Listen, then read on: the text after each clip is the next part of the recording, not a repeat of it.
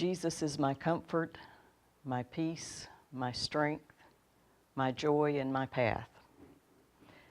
I'm a retired middle school teacher. In the spring of 2010, I was given a medical retirement from teaching after over a year of experiencing debilitating illness and anxiety caused by the stress of my job.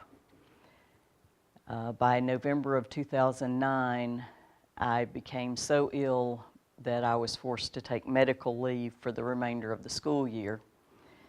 And I spent most of that 6 months at home. When I left the house, if we drove past any school, or if I saw any former students or teachers, I experienced panic attacks. It was a very difficult period of my life. Through that experience, Jesus gave me comfort.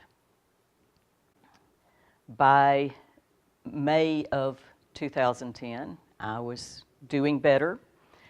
I was feeling pretty good, but I still was very, very uncomfortable around teenagers or schools, middle schools in particular.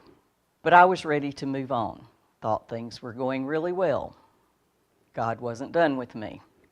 My son and daughter-in-law decided at the end of May in 2010 to adopt 3 siblings, ages 12, 13, and 14. So we had 3 new teenaged granddaughters.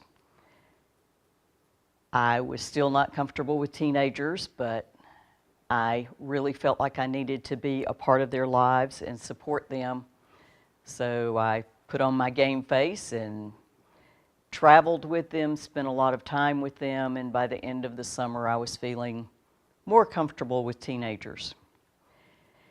Then school started, and again I felt like it was important for me to support them in their school activities. All 3 of them were in middle school.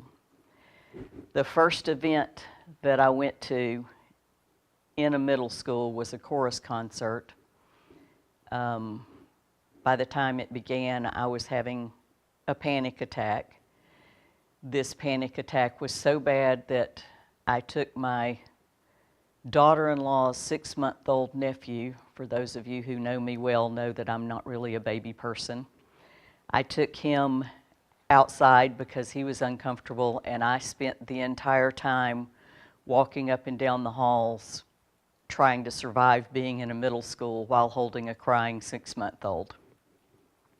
As the year progressed, Jesus continued to bring me comfort, continued to work on my ability to be in a middle school without panicking. Although I still experienced some anxiety, it got better. Gary and I moved to Houston. We began looking for a church. I was ready to go to Bethlehem United Methodist Church in Winder, but Gary had noticed this Arbor Point church. He went online and looked at one of Brad's sermons and was impressed, so he wanted to visit. And we went there, and that walk down that long hall from the front of the building to the cafeteria was one of the longest walks of my life. It was really hard. And I got to the cafeteria, and Jesus opened the arms of the people of Arbor Point. And you greeted me with hugs and welcomes, and God gave me peace in a middle school, which I never expected to feel. And I felt like I was healed.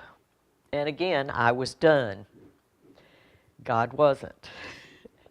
In December of that year, Arbor Point was looking for someone to volunteer to work with the youth, and I recommended Natalie. And when Natalie accepted, I kind of felt like it was my responsibility to help out with the youth since I got her into it. So I started going to youth on Wednesday nights. I was not comfortable. For the first couple of months, I started having panic attacks again. It was hard, but eventually, again, Jesus gave me strength. And I had the strength to persevere. And then the Holy Spirit started talking to me, and I did not want to hear it because the Holy Spirit was saying, you know, we need a confirmation class for these youth at Arbor Point. And I argued with that for quite a while. Finally mentioned it to Brad and Natalie, and they both said, oh, that's great, you're going to do this, right? And I did, and I went into it with great trepidation. I was afraid. I was afraid that I couldn't do it. And again, Jesus gave me strength.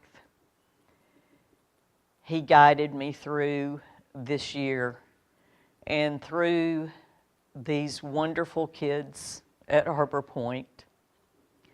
He gave me back my joy in teaching and in being with teenagers.